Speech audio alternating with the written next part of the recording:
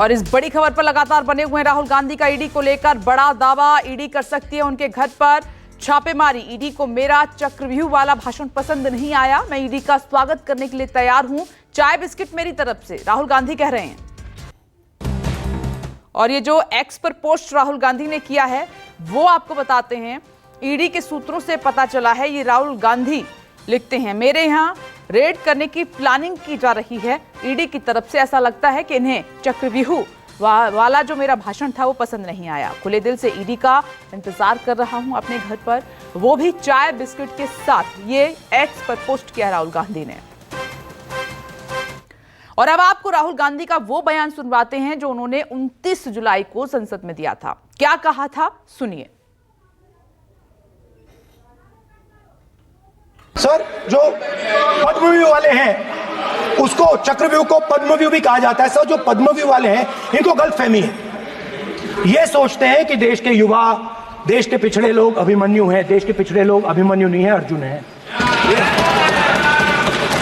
और वो जो आपका चक्रव्यूह है उसको फोड़ के फेंक देंगे, फेंकने वाले हैं। सर, जो पद्मव्यूह वाले हैं उसको चक्रव्यूह को पद्मव्यूह भी कहा जाता है। सर, जो पद्मव्यूह वाले हैं इनको गलतफहमी है।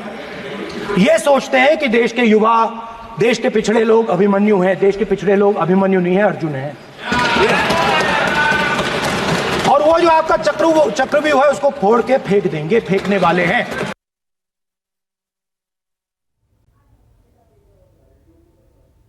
तो ये राहुल गांधी का एक्स पर पोस्ट जो उन्होंने किया है वो इस वक्त आप देख सकते हैं। राहुल गांधी की तरफ से जो पोस्ट किया है, apparently 2-in-1 didn't like my chakravyuh speech, ED insiders tell me raid is being planned. ये राहुल गांधी लिख रहे हैं। और पॉलिटिकल एडिटर रमन कुमार इस वक्त हमारे साथ मौजूद हैं। रमन, अभी वायनाड के दौरे पर हैं राहुल गांधी और प्रियंका गांधी, वहां से उन्होंने इस तरह की एक्स पर पोस्ट लिखी है, इसके हम मायने समझने की कोशिश कर रहे हैं। भाषण सुना राहुल गांधी का, जो बजट पे उन्होंने भाषण दिया था उसमें चक्रव्यूह का जिक्र किया था और अभिमन्यु का जिक्र किया था। और राहुल गांधी ने जो ट्वीट में कहा है कि चक्रव्यूह पे मेरा जो भाषण था वो दो में से किसी एक व्यक्ति को पसंद नहीं आया। साफ तौर पर उनका इशारा नरेंद्र मोदी और अमित शाह की तरफ था और कहा कि ईडी की छापेमारी हो सकती है। जो ईडी सूत्रों से जानकारी मिली है, छापेमारी हो सकती है और वो इसका इंतजार कर रहे हैं।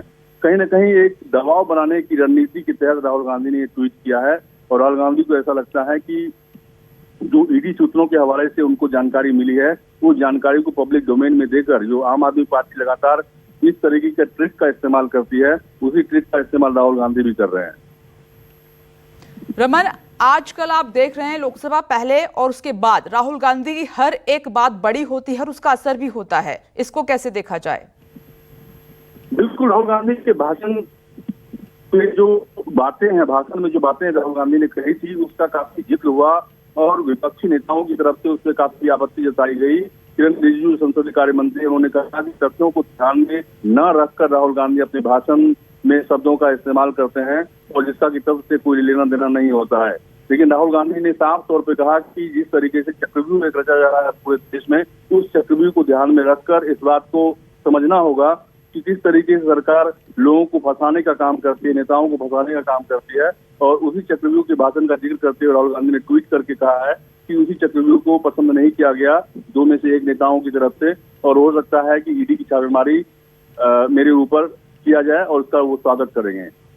भले ही सरकार रमन कुछ भी कहती रहे कि जो जैसा करेगा वो वैसा भरेगा, किसी को छोड़ेंगे नहीं जिसने भी करप्शन किया है, ये लाइन पर मोदी सरकार रही है और तमाम अपोजिशन के जो बड़े लीडर हैं उनको जेल भी जाना पड़ा है। बात राहुल गांधी की है क्योंकि वो पहले से ही इस बात का इशारा कर रहे हैं और ये वक्त बहुत ज्यादा नाजुक है सरकार के लिए। आप देख रहे हैं लोकसभा चुनाव के बाद।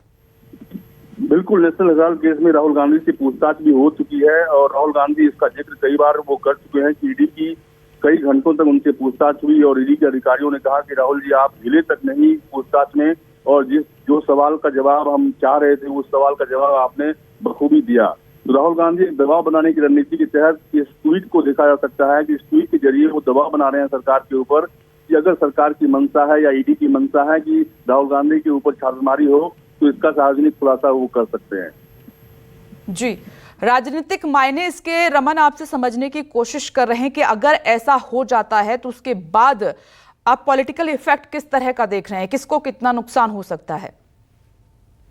तो चल रहा है और राहुल गांधी के इस ट्वीट के बाद इंडिया गठबंधन में शामिल जितने भी दल हैं वो राहुल गांधी के साथ खड़े होंगे।